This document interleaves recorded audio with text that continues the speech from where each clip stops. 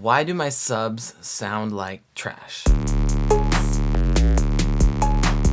There are a few reasons why making your own sub bass sounds is a little bit difficult, and I'm going to walk you through some solutions that might help out. So I have open a wavetable synth, and we're going to just start off with one single sine wave, which is usually what we do when we're making our subs. Let's also add an EQ8 after this wavetable synth so we can take a look at the frequency spectrum and see what's going on when we play this sub that we're sound designing. Click on this little triangle in the device title bar and it opens up the frequency display for the EQ8.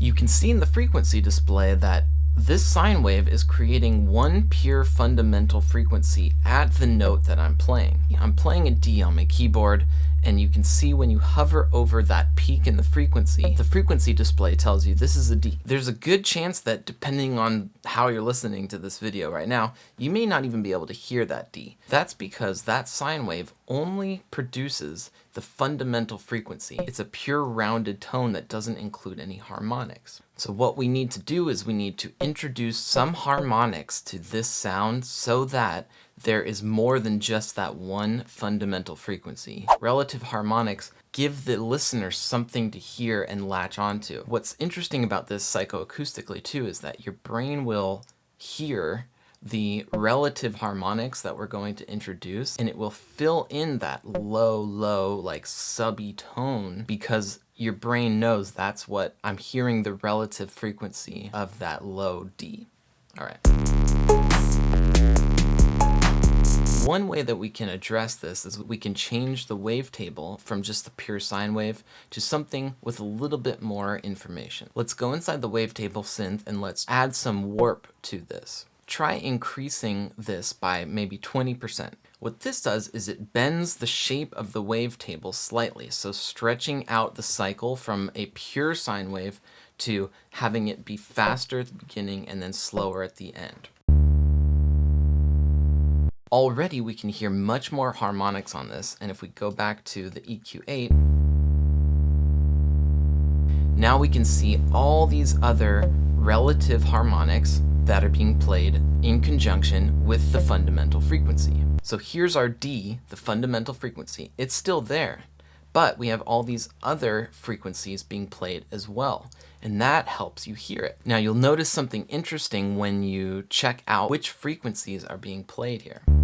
So the first one is about 73 hertz, that's a D. The next one is about 148, which you'll notice is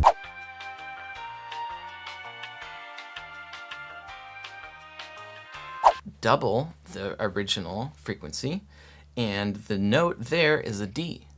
Then we move on again.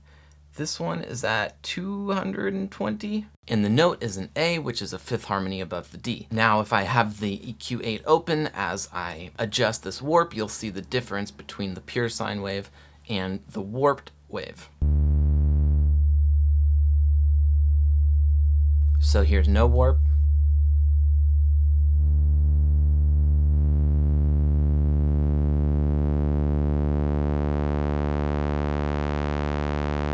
Now, one thing that you can do if you want to add in some of those harmonics, but you want it to like rest in a more pure tone, you can create an envelope here. So maybe for envelope 2, we can add 20% warping being modulated by envelope number 2 and just make a pluck like this.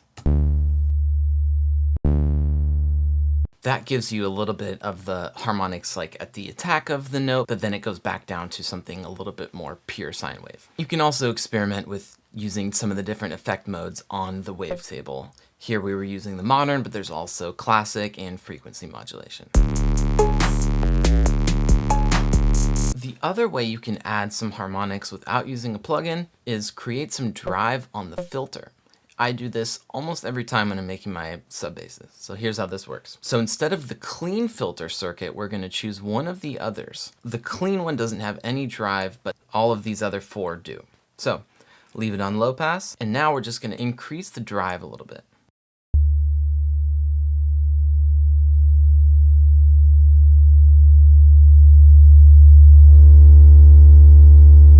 I've added in these relative harmonics just by increasing the drive. The one thing to watch out for with this though is you may want to reduce the volume by whatever relative amount that you've added in, or just kind of whatever sounds good in the context of the song. So that's how you add saturation to the sound design. It's pretty simple, but it definitely helps make your sub bass more audible. However, there are two other things that I want to talk to you about.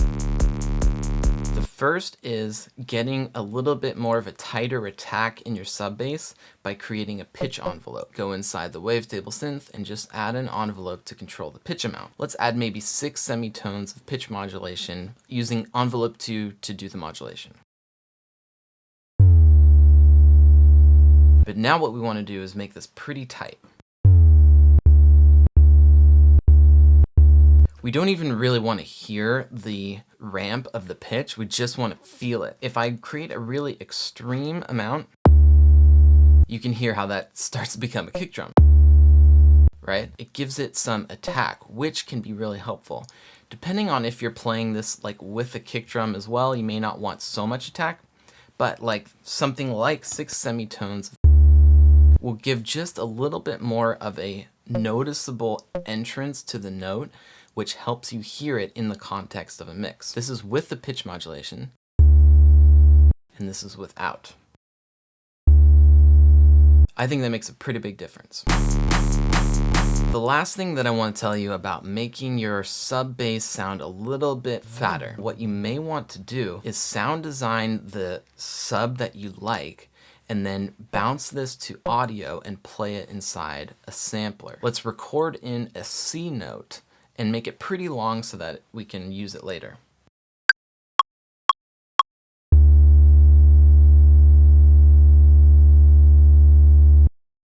Like that. I'm going to quantize it. That's fine. And now let's resample this into a new audio track. Go to resampling, enable the record. Let's record this.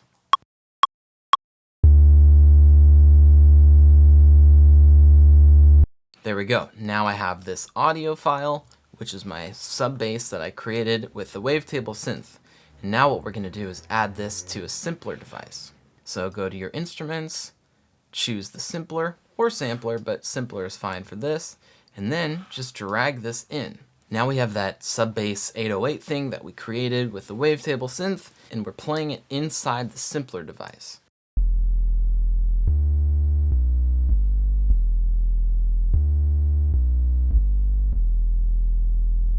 So the difference here is that when you resample it into a simpler like this, it's a little bit more rock and roll because we're using one single sample that the sampler is transposing in every new pitch. It's going to be a little bit imperfect, which I think gives it just a little bit more like character.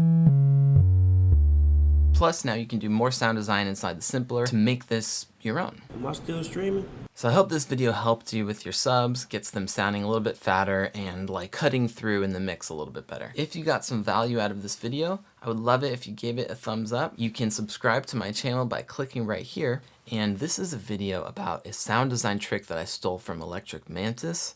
So definitely check that one out. Thanks so much. See you next time.